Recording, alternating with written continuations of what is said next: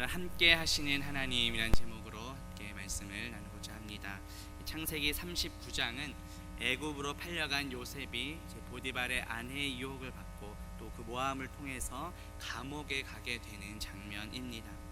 요셉이 처음 형들에 의하여 애굽의 종으로 팔려갔을 때 나이가 17세 정도였습니다. 그리고 훗날 요셉이 애굽의 총리 대신이 되었던 때는 30세입니다. 따라서 요셉이 애굽에서 노예 생활을 한 기간이 대략 약 13년 정도입니다. 이 13년의 세월 동안 그 17세의 소년은 참으로 힘든 시련을 겪었습니다. 하지만 요셉은 결코 혼자 있지 않았습니다. 하나님께서 늘 함께 하셨습니다. 어떠한 상황에서도 함께 하시는 하나님 덕분에 은혜를 누리게 됩니다. 오늘 말씀을 통해 우리와 함께 하시는 그 임마누엘의 하나님, 그 예수 그리스도를 만나고 예수 그리스도의 연합을 더욱더 사모하는 저와 성도님들 되시기를 주님의 이름으로 축복합니다. 본문 1절 보시면 요셉이 이끌려 애굽에 내려가매 바로의 신하 친위대장 애굽 사람 보디발이 그를 그리로 데려간 이스마엘 사람의 손에서 요셉을 산이라고 말씀합니다. 요셉을 산 사람이 누구입니까? 요셉은 지금 누구에게 팔렸습니까? 바로 보디발이라는 사람입니다. 보디발은 바로의 신하이고 또 친위 대장이며 애굽 사람입니다. 하나님께서는 요셉에게 꿈을 주셨습니다. 그리고 그 꿈을 성취시키기 위해서 애굽의 권력자인 보디발에게 보내셨습니다. 이처럼 이 세상의 권력은 물론이고 이 세상에서 이루어지는 모든 역사는 다 하나님의 주권 아래에 있습니다. 그래서 우리는 이 세상의 권세를 두려워하는 것이 아니라 하나님께서 하나님의 백성이 우리를 지키시고 인도하심을 확신해야 합니다. 왜냐하면 모든 권세는 하나님께로부터 주어진 것이기 때문입니다. 로마서 13장 1절에 보면 각 사람은 위에 있는 권세들에게 복종하라. 권세는 하나님으로부터 나지 않음이 없나니 모든 권세는 다 하나님께서 정하신 바라고 말씀합니다.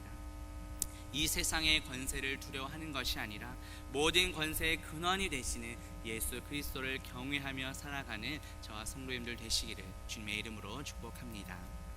본문 2절 말씀 보시면 여호와께서 요셉과 함께 하심으로 그가 형통한 자가 되어 그의 주인 애굽 사람의 집에 있으니 라고 말씀합니다. 2절 말씀은 이후에 나오는 21절과 매우 비슷합니다. 본문 21절에서도 여호와께서 요셉과 함께 하시고 그에게 인자를 더하사 간수장에게 은혜를 받게 하시매 라고 말씀합니다. 보디발의 집에서나 또 감옥에서나 여호와 하나님께서는 늘 요셉과 함께 하셨습니다. 이렇게 요셉의 삶의 배후에서 주관하시는 분은 바로 하나님이십니다. 그렇다면 우리는 누구와 함께 하고 있습니까? 이번 주일 설교에서도 우리는 예수 그리스도의 연합을 사모해야 함을 들었습니다. 그리스도께 정복당하는 것이 진정한 복입니다. 예수 그리스도와 연합되고 예수 그리스도께 정복당할 때 우린 참으로 형통한 삶을 살아갈 수 있습니다. 2절 중반에 보시면 그가 형통한 자가 되어라고 말씀합니다. 요셉이 형통한 자가 될 수 있었던 이유가 무엇입니까?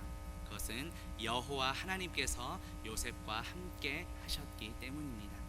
하나님께서 요셉과 함께 하셨기 때문에 요셉은 형통한 자가 될 수 있었습니다. 2절 후반부에 보면 그의 주인 애굽 사람의 집에 있으니 라고 말씀합니다. 하나님께서 함께 하셨기 때문에 요셉이 형통한 자가 될 수 있었고 집 바깥에서 중노동하는 것이 아니라 보디발의 집 안에 머물며 거하게 되었습니다. 예수 그리스도를 믿는 성도에게 있어서 형통함의 비결이 무엇일까요?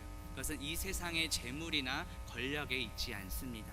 바로 하나님께서 함께 하시는 것이 곧 형통함입니다. 이 형통하다라는 말이 번영케 하다, 이 번영을 체험하다라는 뜻입니다. 당시 애굽의 부유한 사람들은 많은 수의 종을 거느리고 있었습니다. 그중 대부분이 집 바깥에서 중노동을 했습니다. 일부만 집 안에 머물며 가사 업무를 도왔습니다. 그런데 요셉은 집 바깥에서 중노동을 하지 않고 집 안에 가사 업무를 맡게 되었습니다. 이것 또한 하나님의 은혜입니다. 내 삶의 작은 부분 하나에서도 이처럼 하나님의 은혜를 깨달으며 감사할 수 있는 저와 성도님들 되시기를 주님의 이름으로 축복합니다. 본문 3절 보시면 그의 주인이 여호와께서 그와 함께 하심을 보며 또 여호와께서 그의 범사에 형통하게 하심을 보았더라고 말씀합니다. 자, 이 보다라는 것이 발견하다, 깨닫다라는 뜻입니다. 보디발은 이제 시간이 지남에 따라서 여호와께서 요셉과 함께하고 요셉을 형통하게 하셨음을 눈으로 보았을 뿐만 아니라 마음에 깊이 깨달았음을 보여줍니다. 범사는 모든 일을 가리킵니다. 일시적으로 그냥 잠깐만 형통하게 하고 끝났던 것이 아니라 지속적으로 요셉이 행하게 하는 모든 일들을 다 형통하게 해주셨습니다. 그래서 날마다 예수 그리스도와 동행함으로 하나님이 주시는 그 형통함을 누리는 저와 성도님들 되시기를 주님의 이름으로 축복합니다. 본문 4절 보시면 요셉이 그의 주인에게 은혜를 입어 섬김에 그가 요셉을 가정 총무로 삼고 자기의 소유를 다 그의 손에 위탁하니 라고 말씀합니다. 자, 은혜를 입었다는 것은 그 주인의 눈 안에서 은혜를 발견했다라는 뜻입니다. 이 히브리인들은 눈을 통해서 인간의 감성이 잘 드러난다고 생각했습니다. 주인 보디발은 요셉을 바라볼 때 정말 자상하게 또 신뢰와 믿음이 가득한 눈으로 바라보았다는 것입니다. 여호와께서 요셉과 함께 하심을 주인 보디발이 보았습니다. 그리고 그 결과 보디발은 요셉에게 은혜를 베풀어 줍니다. 요셉이 주인 보디발로부터 은혜를 입게 된 궁극적인 원인은 바로 하나님 덕분입니다. 이 세상의 모든 권세도 하나님께로부터 왔고 모든 것을 다스리시는 분도 하나님이심을 우리는 늘 기억해야 합니다. 우리의 진정한 주인이신 예수 그리스도의 통치와 다스림을 받는 저와 성도님들 되시기를 주님의 이름으로 축복합니다. 자, 이렇게 주인의 은혜를 입은 요셉이 어떻게 됩니까? 4절 중반에 보시면 그가 요셉을 가정 총무로 삼고 자기의 소유를 다 그의 손에 위탁했다고 말합니다. 본래 요셉의 업무가 무엇입니까? 집 안에서 가사 업무를 돕는 것입니다.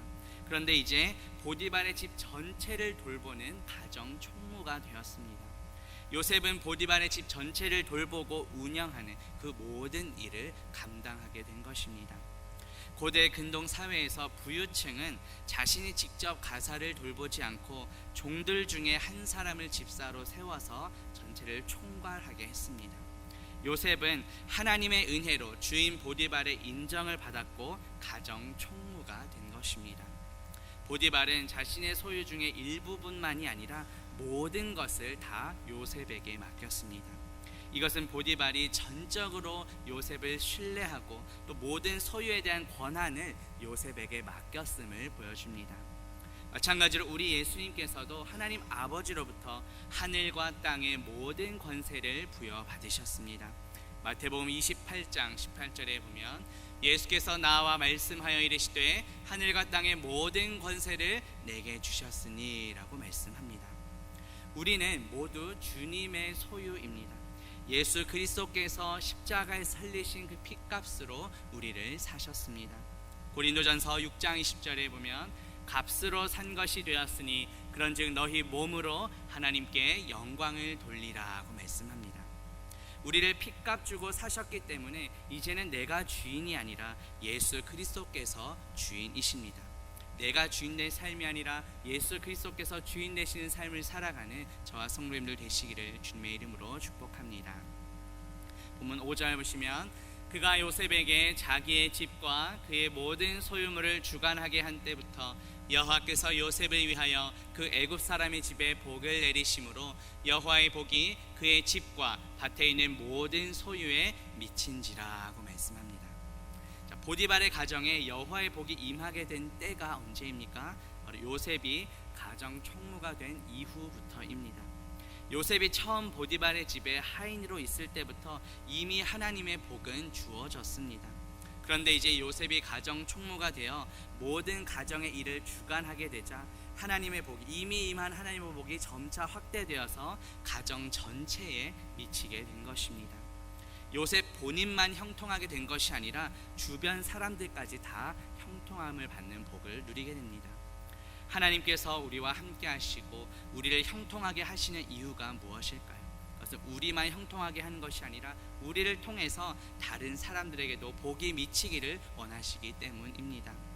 창세기 12장 2절과 3절에 보면 내가 너로 큰 민족을 이루고 내게 복을 주어 내 이름을 창대하게 하리니 너는 복이 될지라.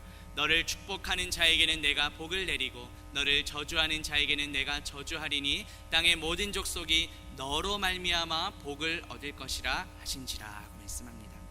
하나님께서 이미 조상 아브라함에게 이러한 약속을 주셨습니다. 그 약속의 말씀을 이제 요셉에게 동일하게 성취하고 계십니다. 예수 그리스도를 믿음으로 이제 영적 아브라함 자손이 된 우리도 이 땅에서 축복의 통로로 살아가야 합니다. 매 순간 예수 그리스도와 동행하며 이 세상에서 빛과 소금으로 또 축복의 통로로 살아가는 저와 성도님들 되시기를 주님의 이름으로 축복합니다. 이렇게 가정 총무가 된 요셉에게 이제 보디발의 아내가 유혹하고 또 요셉은 결국 누명을 쓰고 감옥에 갇히게 됩니다. 그런데 그 감옥에서도 하나님께서는 요셉과 함께 하셨습니다. 본문 21절 보시면 여호와께서 요셉과 함께 하시고 그에게 인자를 더하사 간수장에게 은혜를 받게 하시매라고 말씀합니다. 하나님께서는 보디발의 집에서도 요셉과 함께 하셨고 요셉이 갇히게 된 감옥에서도 함께 하십니다. 노예로 팔려온 것이나 감옥에 갇히게 된 이 일 모두 누가 보아도 매우 힘든 일입니다. 그러한 상황 속에서도 하나님께서 함께 하시니 오히려 형통하게 되었습니다. 하나님께서는 요셉에게 인자를 더해 주셨습니다. 이 인자라는 단어가 세드인데 언약에 기초한 하나님의 사랑을 의미합니다. 어떠한 언약일까요? 하나님께서 조상 아브라함과 이삭과 야곱에게 이미 주셨던 그 약속의 말씀입니다. 조상들과 맺은 그 언약을 이루시는 도구로 미리 요셉을 애굽 땅에 보내셨습니다. 그리고 그 배후에서 하나님은 인자를 베풀어 주셨습니다. 하나님께서는 이미 조상들과 맺은 언약에서 너를 번성하게 하고 함께 하시겠다고 약속하셨습니다. 창세기 17장 2절에 보면 내가 내 언약을 나와 너 사이에 두어 너를 크게 번성하게 하리라 하시니 라고 말씀합니다. 이것은 하나님께서 아브라함에게 주신 언약의 말씀입니다. 또 창세기 26장 4절에서는 내 자손을 하늘의 별과 같이 번성하게 하며 이 모든 땅을 내 자손에게 주리니 내 자손으로 말미암아 천하 만민이 복을 받으리라고 말씀합니다. 이것은 하나님이 이삭에게 주신 약속의 말씀입니다. 또 창세기 28장 15절에서는 내가 너와 함께 있어 네가 어디로 가든지 너를 지키며 너를 이끌어 이 땅으로 돌아오게 할지라 내가 내게 허락한 것을 다 이루기까지 너를 떠나지 아니하리라 하신지라 하고 말씀합니다.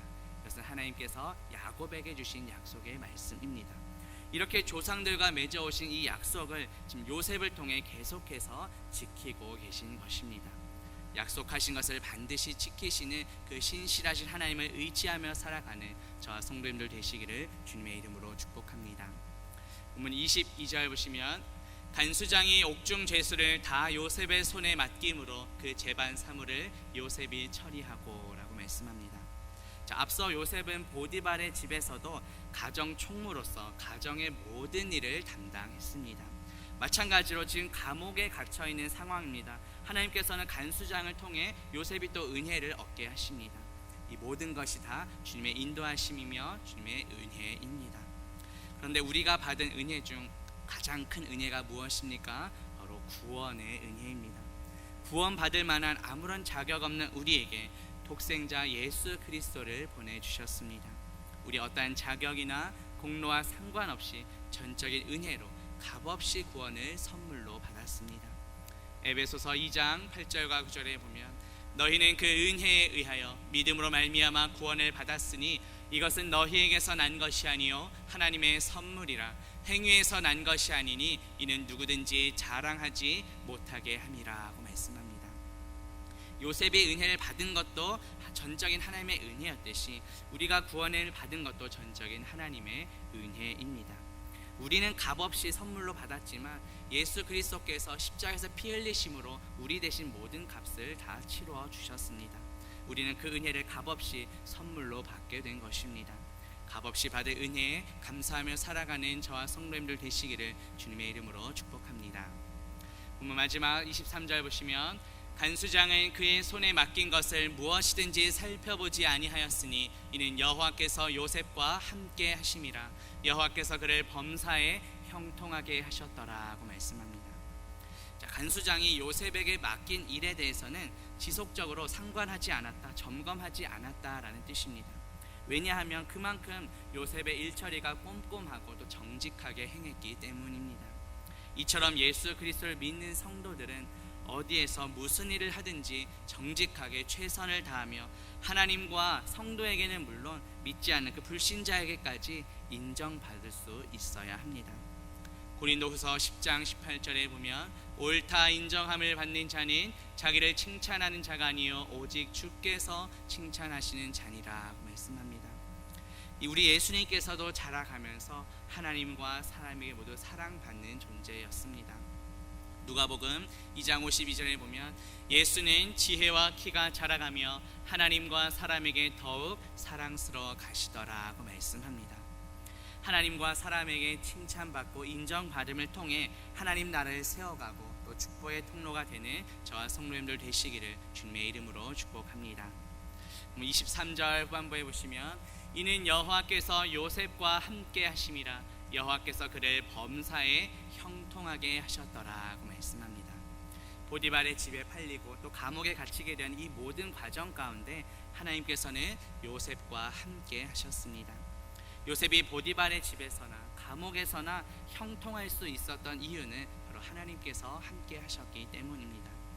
구약의 여호와는 신약에서 주로 번역됩니다. 그래서 여호와께서 요셉과 함께 하신 것은 궁극적으로 우리 주 예수 그리스도를 통해 성취가 됩니다. 하나님이 우리와 함께 하신다는 것이 성경에서 임마누엘이라고 말씀합니다. 그 임마누엘이 누구십니까? 바로 우리와 함께 하시는 예수 그리스도이십니다. 마태복음 1장 23절에 보면 보라 처녀가 잉태하여 아들을 낳을 것이요 그의 이름은 임마누엘이라 하리라 하셨으니 이를 번역한즉 하나님이 우리와 함께 계시다 함이라고 말씀합니다. 예수님께서 이 땅에 오심으로 하나님이 우리와 함께 하신다는 것을 이미 보여주셨습니다. 예수님께서는 이 땅에 오셔서 우리 죄를 위해 십자가에서 죽으시고 3일 만에 부활하셨습니다. 예수님께서 승천하시면서 제자들에게 세상 끝날까지 내가 너희와 항상 함께 있겠다고 약속하셨습니다. 마태복음 28장 20절에 보면 내가 세상 끝날까지 너희와 항상 함께 있으리라고 말씀합니다. 승천하신 예수님께서는 이제 우리 안에 보혜사 성령님을 보내주셨습니다. 그 성령님은 우리를 결코 떠나지 않으십니다. 요한복음 14장 16절에 보면 내가 아버지께 구하겠으니 그가 또 다른 보혜사를 너희에게 주사 영원토록 너희와 함께 있게 하리니 라고 말씀합니다. 따라서 예수 그리스도를 믿는 우리 안에는 예수 그리스도의 영이신 성령님이 계십니다. 참 성전이신 예수님께서 우리 안에 계시고 또 예수 그리스도의 연합한 우리가 이제 하나님의 성전이 되었습니다. 고린도전서 3장 16절에 보면 너희는 너희가 하나님의 성전인 것과 하나님의 성령이 너희 안에 계시는 것을 알지 못하느냐라고 말씀합니다. 예수 그리스도는 교회의 머리가 되시며 교회인 우리는 이제 예수 그리스도의 몸입니다. 에베소서 1장 22절 23절에 보면 그를 만물 위에 교회의 머리로 삼으셨느니라 교회는 그의 몸이니라고 말씀합니다. 또 골로새서 1장 18절에 보면 그는 몸인 교회의 머리시라고 말씀합니다. 이처럼 예수 그리스도와 우리는 한 몸으로 하나로 연합되었습니다. 그리고 장차 예수 그리스도께서 다시 오실 때 우리는 거룩한 성 새 예루살렘에서 영원토록 주님과 함께 있게 될 것입니다. 요한계시록 21장 2절에 보면 또 내가 보매 거룩한 성 새 예루살렘이 하나님께로부터 하늘에서 내려오니 그 준비한 것이 신부가 남편을 위하여 단장한 것 같더라고 말씀합니다. 교회인 우리는 예수 그리스도의 신부입니다. 예수 그리스도는 우리의 신랑이십니다. 신랑과 신부가 한 몸으로 연합된 것처럼 우리는 예수 그리스도와 한 몸입니다. 이 땅에서도 주님과 늘 동행하며 저 천국에서도 우리 신랑 되시는 예수님과 영원토록 함께할 것을 소망하는 저와 성도님들 되시기를 주님의 이름으로 축복합니다. 기도합니다. 하나님 아버지, 오늘 말씀을 통해 우리와 함께 하시는 임마누엘 하나님을 만나게 하시니 감사합니다. 세상 끝날까지 우리와 함께 하시는 예수 그리스도를 찬양합니다. 지금도 우리 안에 거하시며 동행하시는 보혜사 성령님을 찬양합니다. 이 땅에서도 주님과 늘 동행하며 저 천국에서도 신랑 되시는 예수님과 영원토록 함께할 것을 소망하며 살아가는 우리 모두가 되게 하옵소서. 예수 그리스도의 이름으로 기도합니다. 아멘.